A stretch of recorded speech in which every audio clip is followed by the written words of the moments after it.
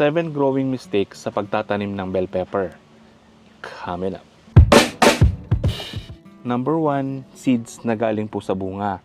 Kung magtatanim kayo ng bell pepper, tapos ang ginamit nyo pong buto ay galing doon sa bunga, doon posible pong magkaroon ng problema. Kasi may mga variety po na F1 o hybrid. Pag doon tayo kumuha ng seeds, pag tinanim po natin yon, pwedeng konti yung bunga, pwedeng hindi siya magbunga, pwedeng maging ibang itsura ng bunga. Pwedeng mas maliliit compared doon sa size na pinagkunan natin ng pantanim. Ganun po yung characteristics ng hybrid. Hindi natin siya makukunan ng similya. Pero kung alam nyo po yung variety at alam nyo naman na hindi siya hybrid, pwede po natin siya pagkunan ng buto as long as yung bunga ay hinog na para yung seed sa loob ay matured na rin. Kasi kung hindi pa siya hinog, hilaw yung bunga, doon kayo kumuha ng pantanim, hindi rin po siya tutubo kasi hindi pa matured yung mga seeds. Number 2 ay lack of sunlight. So pag tinanim na natin yung seeds sa lupa or sa inyong sowing mix, tapos tumubo na siya or lumabas na doon sa lupa at hindi natin siya napaarawan, ang mangyayari po dyan, hahaba at malambot yung inyong mga seedlings. Pwedeng mabali, konting hangin lang, mapuputol yung mga seedlings natin. So kailangan po pag lumabas na sila sa lupa kung saan sila pinunla, kailangan makatanggap na po sila ng sikat ng araw para tumibay yung inyong mga seedlings. Yan po yung isang nagiging mali nung karamihan na nagpupunla. Nilalagay po kasi nila sa lilim. Tapos hindi na nababantayan, tumutubo na yung mga seedlings, kaya hindi po siya nakakakuha ng sunlight. Kaya ang itsura, mahahaba at malalambot yung kanilang mga seedlings. Number 3 mistakes, yung timing ng pagtransplant. Yung iba po kasi inaabot ng 2 buwan bago nila nililipat yung kanilang mga seedlings sa mas malalaking container or doon sa field. Ang problema po kasi pag umabot na siya ng 2 months sa punlaan, mababansot yung ating tanim. Dahil pinunla natin siya na magkakasama, dikit-dikit yung mga seedlings or nakapunla siya sa maliit na punlaan, kaya hindi po maka-expand yung ugat, hindi po lalaki. Yung 2 months po kasi dapat malaki na yung seedlings eh. Kung maliit yung pinagpunlaan sa kanya, malilimitahan yung paglago ng ugat, malilimitahan din yung paglaki ng inyong punla. So dapat hindi siya umabot ng 1 buwan. 1 buwan na po yung pinakamatagal na nasa punlaan yung ating mga seedlings. Ang pinaka-perfect time kung kailan siya dapat i-transplant, mga 18 to 21 days, mga 3 weeks bago natin siya ililipat tanim. Number 4 mistakes ay yung spacing and placement. Sa spacing po, as much as possible, mga 1 foot to 2 feet yung layo o distansya ng bawat tanim. Kung yung tanim naman ninyo na sili or pepper ay pataas yung tubo, hindi siya bushy, hindi siya malago, pwede na po yung 1 foot. Pero may mga variety kasi ng peppers or bell pepper na bushy. So kung ganun po yung tanim ninyo, dapat 2 feet yung distance ng bawat tanim. Then sa placement naman, eto kasing mga bell peppers o yung pamilya ng peppers, pwede po silang makross-pollinate. No? Tulad dito, ito ay bell pepper, tapos dito yung ating native na sili. So pwede po yan makross-pollinate ng mga insekto or ng hangin kung malapit sila sa isa't isa. Ang mangyayari po dyan, yung mapuproduce nilang bunga, pwedeng iba yung lasa, no, sa susunod na generation. Halimbawa, itong bell pepper na to, may nakatanim na siling labuyo sa malapit. So pagka nagbunga siya at na-cross-pollinate at naging successful yung paglilipat ng pollen, pag kinunan natin ng similya itong bunga na to, at tinanim natin, posibleng maging maanghang na yung bell pepper. So yan po yung cross-pollination. Kung nagpipreserve po kayo ng lasa, halimbawa yung sweet peppers, yung mga matatamis na klase ng bell pepper, kailangan malayo po siya dun sa ibang variety. Kasi mag-iiba na po yung lasa sa susunod na generation pag kinunan natin ng seedlings. So itong mga sili, mako-cross-pollinate sila sa mga sili din. Hindi siya mako-cross-pollinate sa kalamansi. yung kalamansi, hindi yan siya aanghang. Itong sili natin, hindi rin siya aasim. So yan po yung maling paniniwala. Sabi nila, yung pipino daw, pag tinabi mo sa ampalaya, pumapait yung bunga ng pipino. Hindi po yun totoo. Ang dahilan ng pagpait ng bunga ng pipino, kulang po siya sa tubig. Walang kinalaman yung ampalaya doon sa pagpait ng pipino.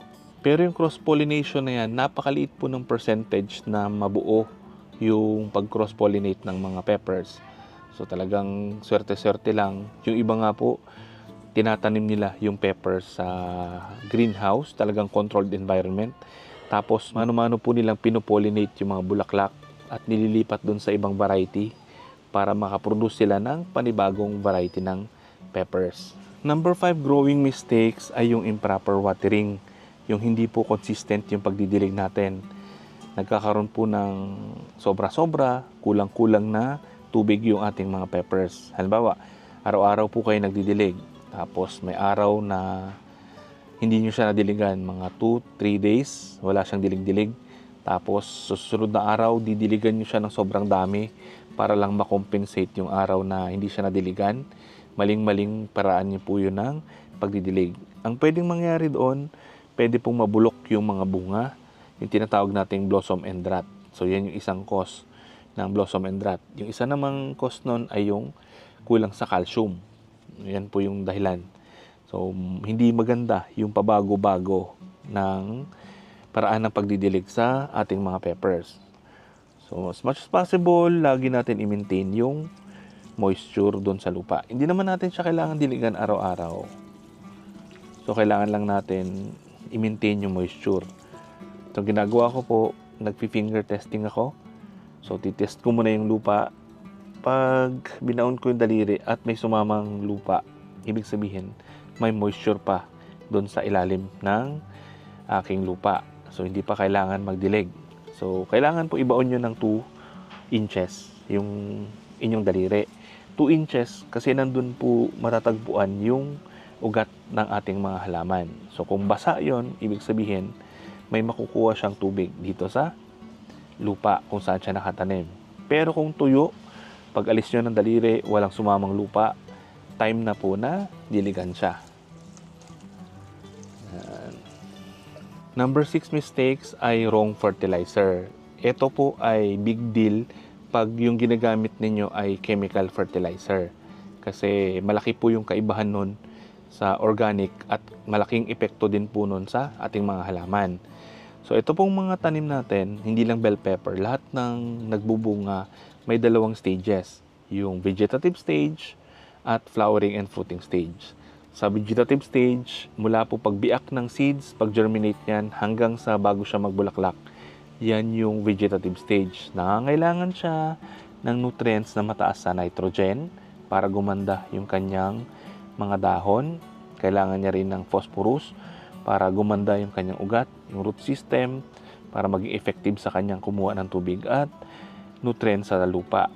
Pagdating naman po ng pagbubulaklak, dyan mangangailangan na siya ng mataas sa potassium para dumami yung bulaklak at dumami yung bunga ng ating tanim.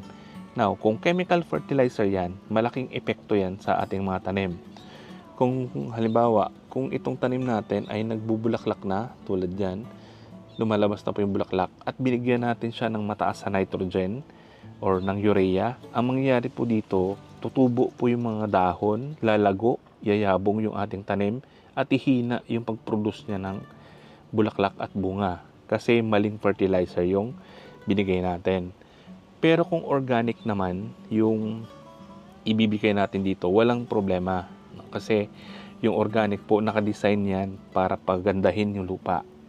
Yung chemical fertilizer nakadesign yan para patabain yung mga halaman. So kaya mabilis po yung epekto ng chemical fertilizer. Pero wala siyang kinalaman sa pagpapaunlad ng ating lupa.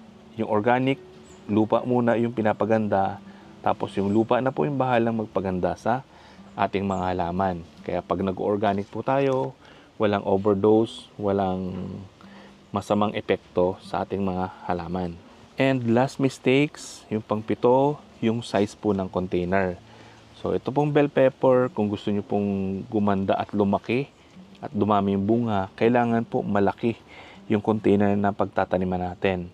Kasi kung maliit po yan, malilimit yung pag-expand ng ugat, limited din yung paglaki ng ating tanim. So pansinin nyo po, magtanim kayo sa 1 liter na container, tapos magtanim kayo sa 1 gallon or mas malalaking container, magkaiba po yung tubo ng inyong tanim.